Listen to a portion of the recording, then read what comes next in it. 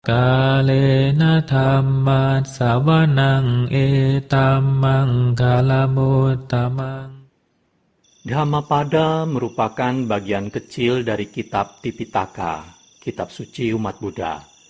Tipitaka terdiri dari Vinaya Pitaka, Sutta Pitaka, dan Abhidhamma Pitaka.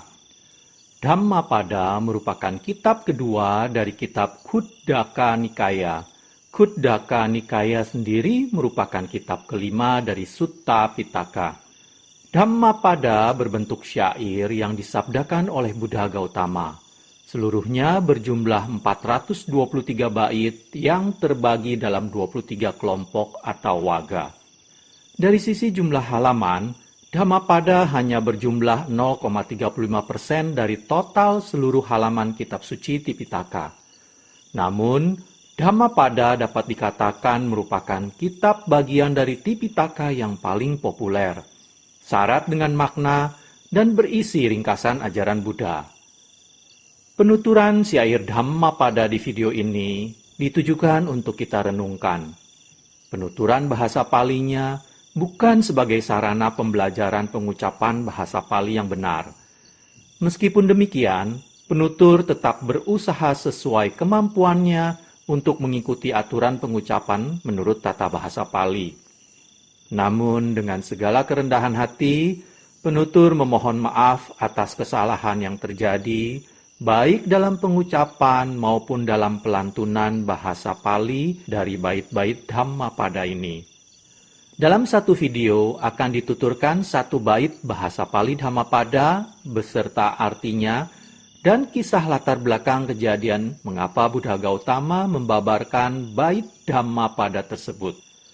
Namun, jika dalam satu kisah, Buddha membabarkan beberapa bait Dhammapada, maka seluruh bait tersebut akan dituturkan sekaligus dalam satu video. Untuk syair Palinya, penutur memilih membacakan dari hard copy kitab Pustaka Dhammapada Pali Indonesia yang diterbitkan oleh Sangha Theravada Indonesia yang didukung penuh oleh Yayasan Sammasayambhu. Cetakan kedua tahap kedua. Tidak terdapat informasi tahun pencetakannya. Penerjemah dan penyusun Yang Mulia Bhikkhu Dhammadhiro Mahathera. Kitab Pustaka Dhammapada ini dapat Anda temukan versi PDF-nya di web sammasayambhu.org. Untuk terjemahan bahasa Indonesia dan kisah latar belakangnya, penutur memilih membacakannya dari sumber web samakkhipala.or.id di bagian Dhammapada. Akhir kata, semoga syair Pali Dhammapada beserta arti dan kisah latar belakangnya ini dapat kita renungkan sehingga membawa manfaat kebijaksanaan bagi kita semua. Semoga semua makhluk berbahagia.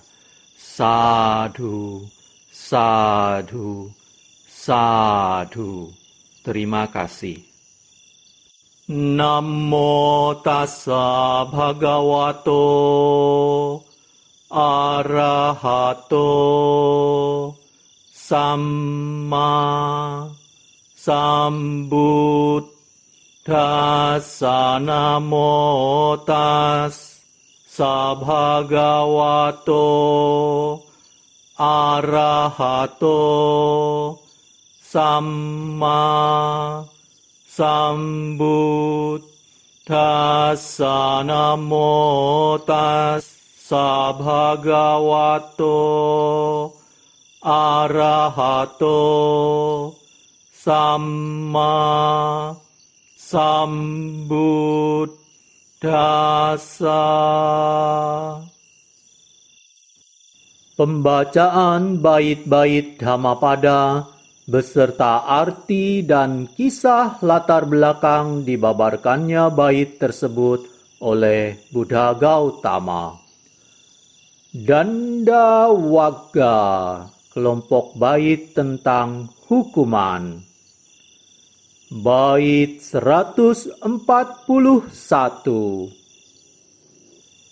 Nanaggacariyana jatana pangka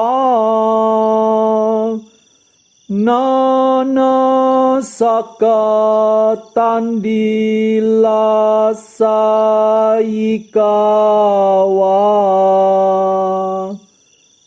Rajo jalang ungku tikap padanang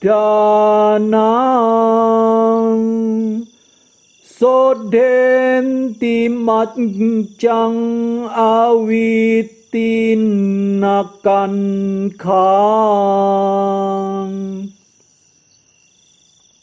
Bait 141 artinya, bukan dengan cara telanjang, rambut dijalin, badan kotor berlumpur, berpuasa, berbaring di tanah, melumuri tubuh dengan debu, ataupun berjongkok di atas tumit. Seseorang yang belum bebas dari keraguan-raguannya dapat mensucikan diri. Kisah latar belakang dibabarkannya bait 141 Danda Waga oleh Buddha Gautama. Kisah Biku Bahubandika. Seorang pria yang kaya di Sawadhi setelah kematian istrinya mengambil keputusan untuk menjadi seorang biku. Sebelum dia menjadi biku, dia mendirikan sebuah wihara, termasuk dapur dan ruang penyimpanan. Dia juga membawa perabotan beras, minyak, mentega, dan berbagai kebutuhan sehari-harinya. Apapun yang dia kehendaki, pelayan-pelayan akan memenuhinya. Jadi, meskipun dia hidup sebagai biku, dia hidup dengan berlebihan dan memiliki berbagai macam harta, sehingga beliau dikenal dengan nama Bahubandika. Suatu hari, biku-biku lain membawanya menghadap Sang Buddha, dan kemudian menceritakan kehidupan biku Bahubandika yang penuh dengan kemewahan sebagaimana layaknya kehidupan orang kaya. Sang Buddha mengatakan kepada Bahubandika, "Anakku, aku mengajarkan tentang kehidupan yang sederhana. Mengapa engkau membawa begitu banyak harta milikmu?"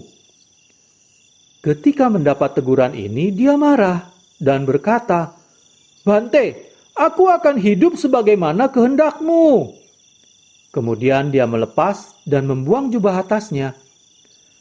Melihat hal tersebut, Sang Buddha mengatakan kepada Bahubandika, "Anakku, pada kehidupan yang lampau, engkau adalah raksasa. Meskipun sebagai raksasa, tetapi engkau memiliki rasa takut dan malu berbuat jahat.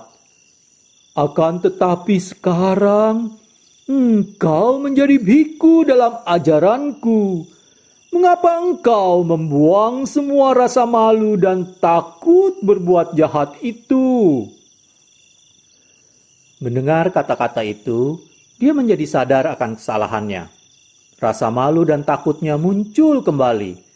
Ia memberi hormat kepada Sang Buddha serta meminta maaf. Kemudian Sang Buddha berkata, "Berdiri di situ tanpa jubah atas adalah tidak pantas. Membuang jubah tidak membuat engkau menjadi biku yang sederhana. Seorang biku juga harus menghilangkan keraguan-raguannya." Kemudian Sang Buddha membabarkan bait 141 berikut. "Bukan dengan cara telanjang, rambut dijalin, badan kotor berlumpur, berpuasa, berbaring di tanah, melumuri tubuh dengan debu, ataupun berjongkok di atas tumit. Seseorang yang belum bebas dari keraguan-raguan dapat mensucikan diri." Banyak orang pada waktu itu mencapai tingkat kesucian Sotapatti setelah khotbah Dhamma berakhir. Kalena dhammat savanang etammang kalamutamang